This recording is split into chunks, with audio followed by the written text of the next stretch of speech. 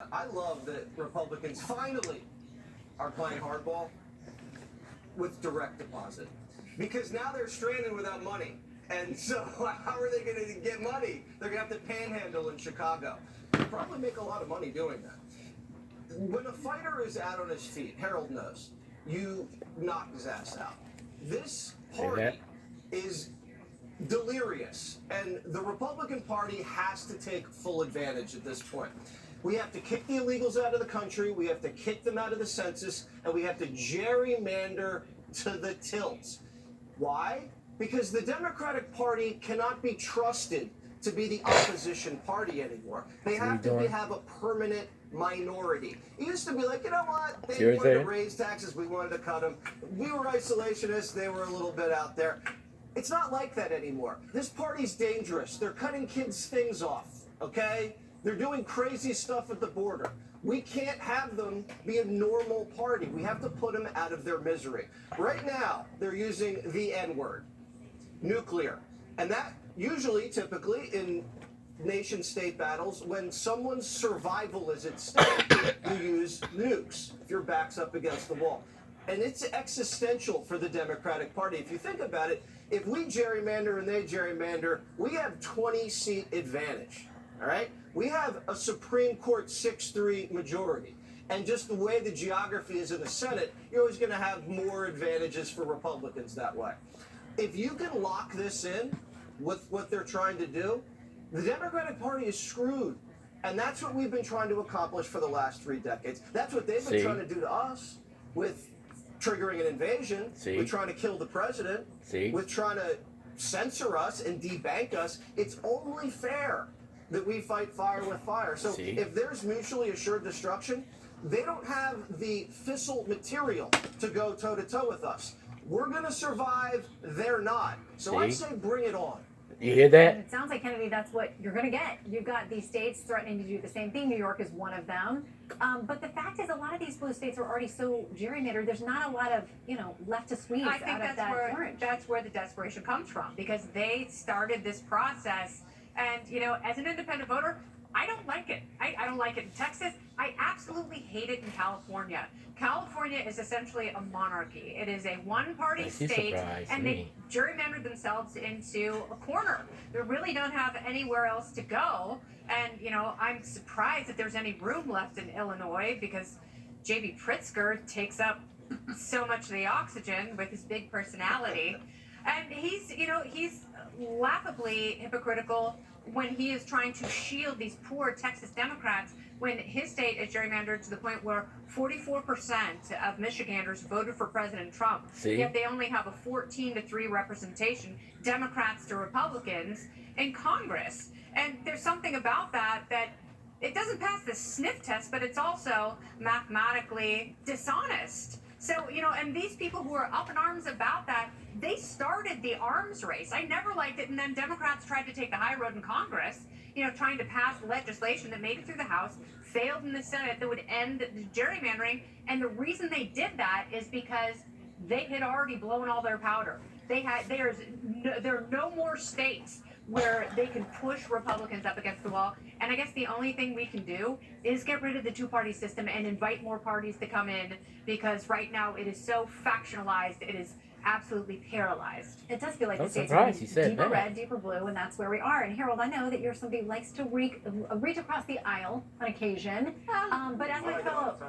my fellow lawyer on the panel, I got this in my inbox, and it was from the Texas Attorney General, and it said, "I'm suing Robert Francis O'Rourke," and it took me a second to remember that's Beto.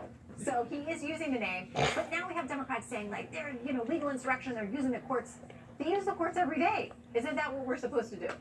Good to be back around the table with everybody. So I don't have any issue with every 10 years, once a census comes in any state, you recognize the political configuration and constitution of the partisan makeup of the House and the Senate and whomever the governor may be. And when I was in Congress, there was always an effort to try to really go all out at the beginning of every decade, because that's when the census numbers would come in, and that's when the legislatures would redraw these districts. So gerrymandering in and of itself, as much I agree with Kennedy, I don't like it, but it's legal. The only thing you cannot do when you gerrymander is take race into account. And if you do the Supreme Court, all liberal appointees, conservative appointees, that it's stated in pretty good law. We've seen laws upturned over the last 3 or 4 years, but this is pretty good law. You can't use race as a consideration. The issue here, and where I differ with my pal Jesse here, is this is midstream.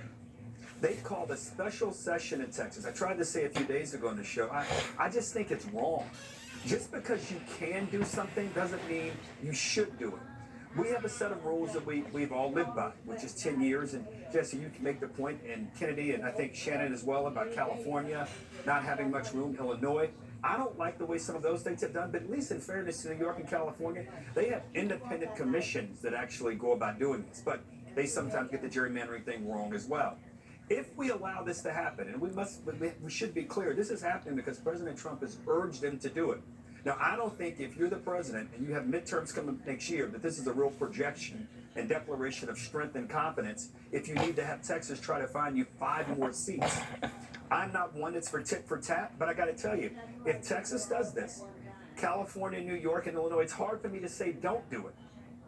For the simple reason that I just think it's unfair what they're doing. If we were at the beginning of the decade and Texas said we're going to redraw these districts, we have the power. I'd say, you know what? They're right. This is how the process works. But to do it midstream, I don't think this is a Cold War. The young man obviously didn't know what the Cold War was about. This is a political fight that will have repercussions for a very long time, because anytime a party in the middle of a decade gets more power and is able to call a special session and redraw districts, they'll do it.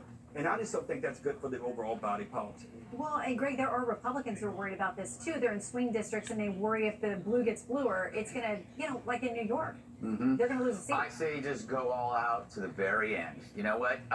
The thing about Trump, there's no such thing as midstream. Like, he comes in, the beginning, middle, and end is completely thrown out the window. It's like, wait, I'm not going to wait another 5 years. I'm only going to be president until 2028. Maybe.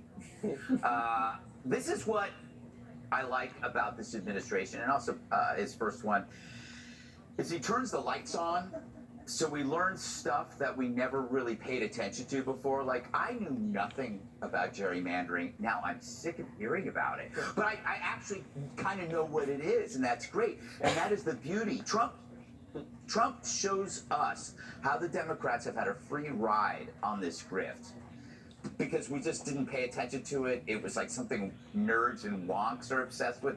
Gerrymandering, it's a stupid word. I hate saying it. But then Trump does it. And it's, oh my God, everybody's screaming, and now we get a master's class on it.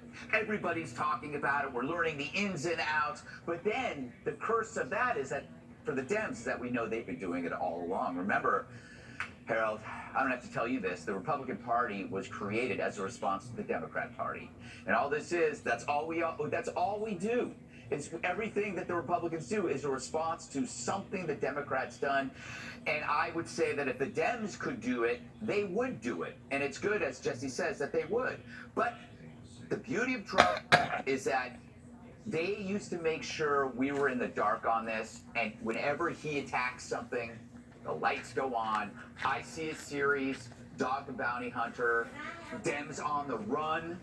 After all, they hunted Republicans for the longest time. They went after Trump supporters in the military. They went after parents and school boards, members of churches, censored supporters, as Jesse said, jailed people for wandering the Capitol. Maybe it's time that the hunter become the hunted. The world's most dangerous game. Can I ask you one question?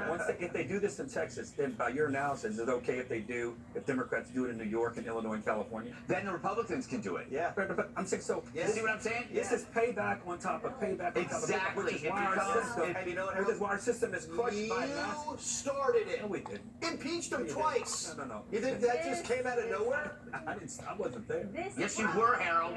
You were here. Up next, the King of Late Night has a new